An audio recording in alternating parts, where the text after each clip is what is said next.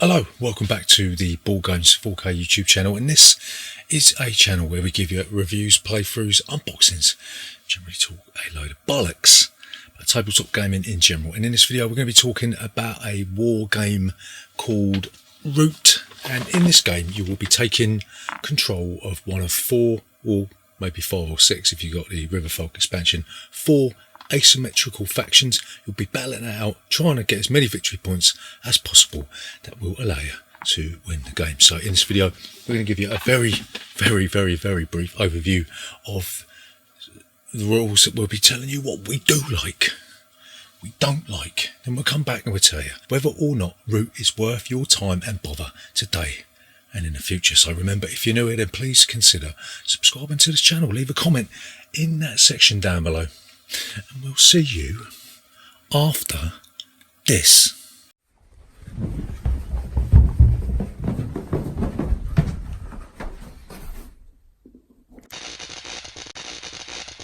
Board Games 4K. So, Root, how'd you play this game? So, if you came here thinking you were going to get a comprehensive rules tutorial, then you thought wrong, sunshine, because you ain't going to get one. What you're going to get is a very brief overview of the rules on our terms. If we forget anything tough, that's it. You're going to have to go somewhere else. You're going to have to watch Rodney Smith or maybe RTFM. They do a good one, right? But you ain't going to get it here. Got it? So in this game, you're going to take one of 4 available factions that are available in the core set.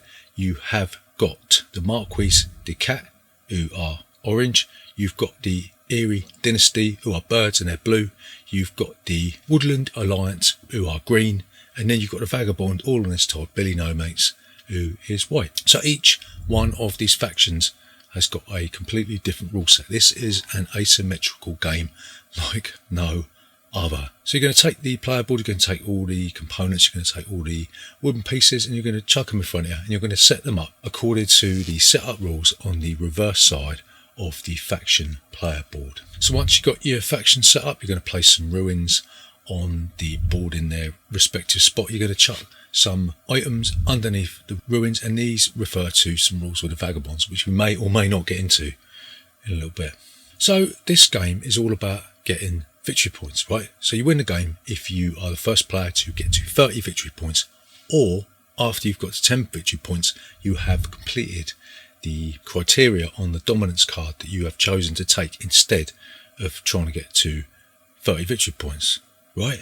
So there's 3 phases to this game. You have got Birdsong, where you're going to do stuff. You've got Daybreak, which is the meat and potatoes, where you're going to be doing most of the actions, maybe. And then you've got Evening, where you'll do a little bit of clean up, like get extra cards and all that sort of thing. And every faction has different things to do that are unique to them in each of these 3 phases. There are some common rules that apply to all factions. You've got actions that you can do, like move. When you move, you can only move to or from a clearing that you rule in. And when you rule, that means that you've got the majority of pieces, not just warriors like your wooden bits, but buildings and tokens in the clearing. So if you look at the board, then you'll see that the board is composed of these different pathways that link different clearings. You'll see that each clearing has got a suit. You've got the yellow bunny rabbits, you've got the red foxes, and you've got the orange mice. And there's also a 4th suit, which is birds, and the birds are wild, so they can be used to sort of fill in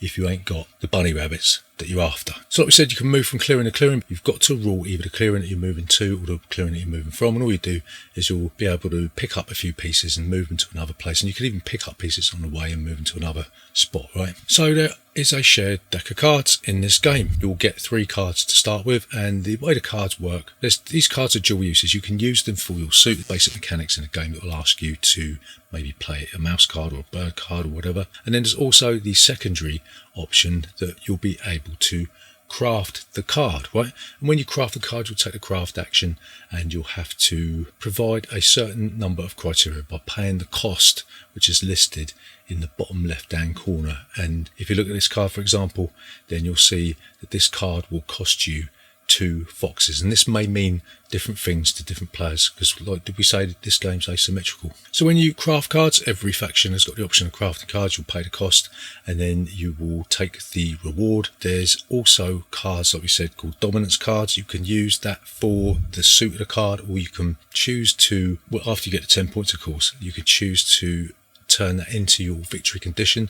If you use the dominance card for the suit, then you've got to discard it face up, and that means that any other player during their daybreak phase can then take the dominance card and use it as their new victory condition. So another thing that is common to all players is battling. And battling is really, really simple.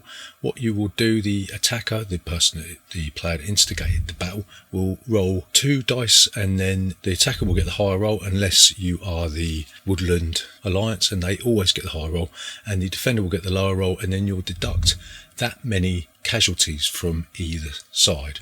There is a little thing to do with ambushes. If your defender's got an ambush card, they can play it and then the battle is cancelled, but the attacker can also play an ambush card to cancel the first ambush card.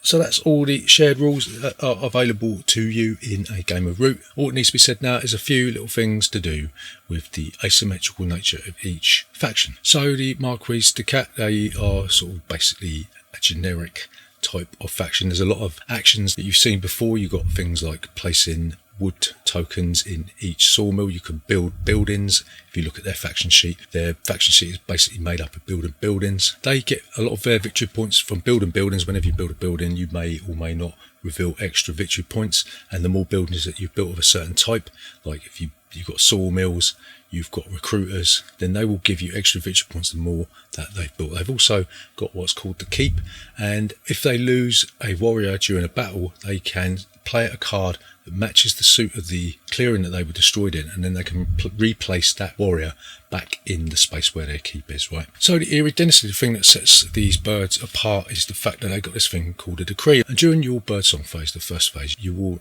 have the option of either playing 1 or 2 cards into the decree. And then once you've done that, then you will resolve each card from left to right and take the action that's associated with these cards, right? So the first action you got is you can recruit. That means you can put extra units on the board. Then you have to move, and you'll just essentially move to a clearing that matches the suit of the card that you put into the decree. Then you'll have to battle in a clearing that matches the suit of the card that you put in the decree, and then you'll be able to build one of your roosts, and you'll get victory points for more roosts that you've built. So the thing about the Eerie Dynasty is that if you cannot complete one of these actions, then you'll go into a state of turmoil, and this means that you'll lose victory points. Your leader that is in control of your faction and that gives you a special ability will be overthrown, and you have to replace them. But basically this is a way of resetting the decree if it gets a bit too bloated and you lose control of what you're going to do. So the Woodland Alliance, these are like this sort of Che Guevara Cuban guerrilla warfare units of the Root universe, right? They've got a special ability where they always take the high die roll.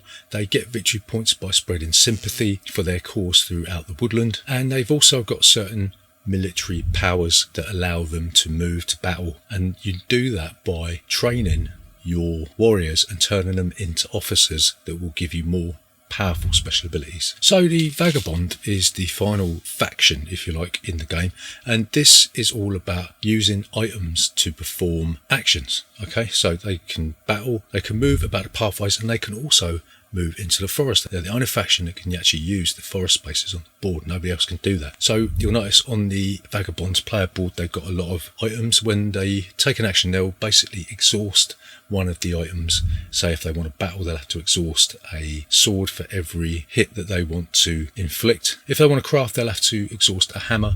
And they've also got the ability of gifting cards to other players in the form of aid, and in turn they get to take any items that the other player has crafted and that's available on their player board. The Vagabond can never be killed. They are sort of like immortal, and they've also got the ability of allying with other players. The more they gift players cards, the more they'll become allied to the player, and they can also piggyback on the victory conditions of one of the players of their choice. Right, so you'll keep doing this, you will keep battling, you'll keep building, you'll keep doing what your faction does best. You'll either get to 30 victory points, or you will complete your dominance card, and that means that you will be the winner of Root. So what do we like about Root. So the first thing that we really like about Root is that the asymmetrical nature of each faction provides 4 times more depth than the average Euro game, right? Because you think about it, like Castles Burgundy, everybody's playing by the same rule set. So this game provides much more depth, much more complexity, much more replayability. Even if you decide that you're just going to be the vagabond for, say, 5 or 6 games, then you've got the option of taking on that Eerie Dynasty and learning another new faction, another new way of doing things, trying to experiment with different rule sets. The game is massive, it's complex, and that's what we like about it. So the second thing that we really like about Root is that the player boards are essentially a rule summary. This game contains so many different rules that not only you have to remember, but it pays you to know how other factions operate so you can battle against them. And your player aid basically is like a little mini walkthrough of everything you've got to do. It doesn't make it easy, but it makes it easier. And I think if these player boards weren't so bloody good, then this game would be an absolute bloody nightmare. Maybe it is. So the next thing that we really like about Root is that all the factions seem to be intertwined and quite well balanced, right? There's pros and cons of each one. Each faction seems to have a counterbalance to every other faction's strengths. For instance, the fact that the Woodland Alliance has got that special ability where they're always going to be rolling the high die means that you ain't really going to want to get into a scrap with them, so you're going to be trying to avoid them.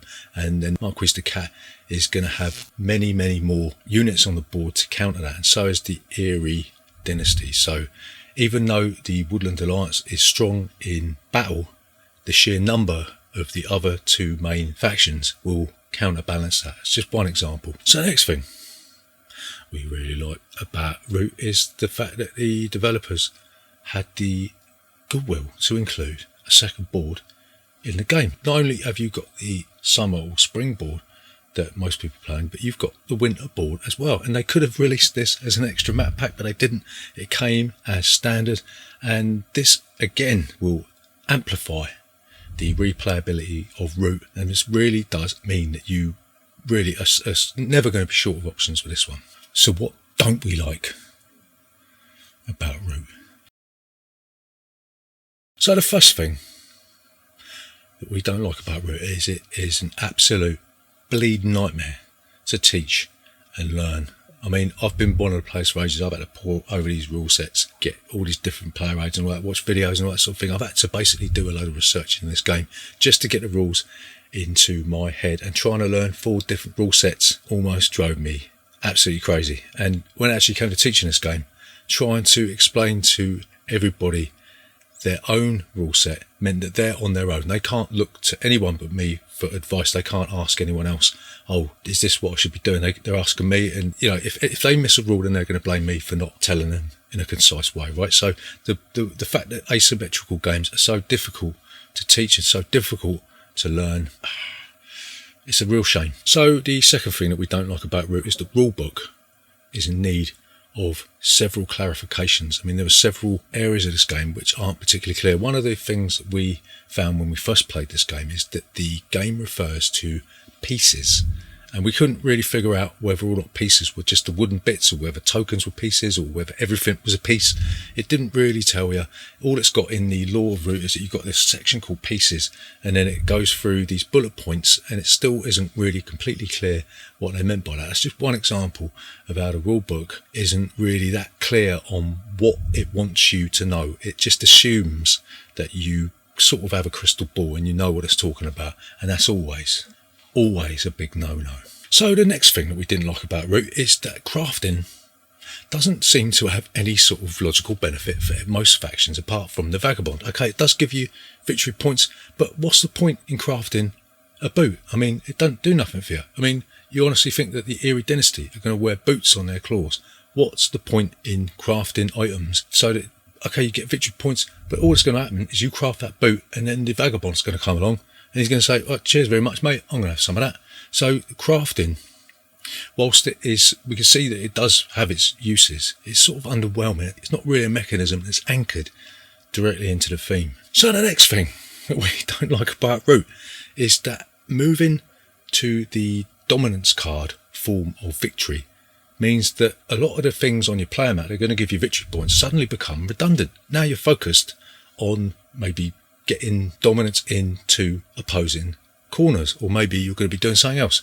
Maybe you're going to have dominance in 3 fox areas, for instance. So all the things that you were working towards are going to give you victory points, that gave you an incentive to build buildings or to craft items or whatever. Suddenly that has no meaning because you're focused on simply trying to complete your dominance card. And this doesn't happen towards the end of the game. It happens after 10 victory points. It happens a third of the way through the game. So for 2/3 of the game that would have been, you're not going to be actually doing stuff that's on a player mat.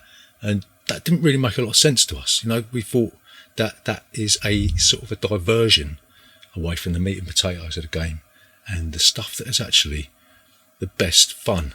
So the final thing that we don't like about Root is the fact that battles are resolved by die rolls. And there's something strange about this game, is that the dice are like 12-sided, but they've got 0 to 3 on it. So why not just have a 4-sided die?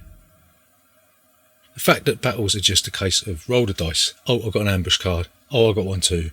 All done. Okay, there's other games that use that, but this game is a war game, right? You've got Cyclades and other games like that use dice, but that isn't specifically a war game, right? This is a war game where you're going to be trying to beat each other up. And there's going to be people out there going, I ain't playing war game. It's a war game, right? And the fact that the card draw is random, so you've got a random mechanism for battles, you've got a random mechanism that's going to gift you the dominance cards, that's going to gift you the cards that you want or need, means that basically this game hinges on a load of random elements, and there ain't really any way to mitigate that as such. So to summarise, is Root worth your time and bother today and in the future?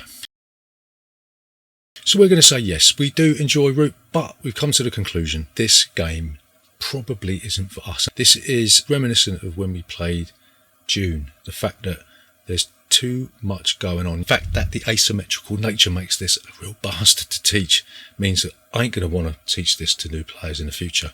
I mean, I'm not even going to want to teach it to myself again in the future if we forget about it, right? So it lies in that space of, are we going to actually bother to play this? Are we going to invest enough time and effort into learning everything there is to know about Root? And sadly, I don't think we've got the time and we haven't got the energy to invest in this game. This game is for people that want to explore a vast, complex game, that want to navigate all the different strategic avenues that this game has to offer. And for us, there are just too many strands to explore in this game. So whilst we enjoy the game, it's just not going to see the table as much as we would like. So we're going to give Root 3 out of 5. We do enjoy the game, just don't think we can spare the time and effort to explore everything this game has to offer. This game's going to suit people that like to get stuck in, and that is not us. We like lighter, more easily digestible games. So that's Root. Remember, if you're new here, then please consider subscribing to this channel. Leave a comment in that section down below, and we will see you next time.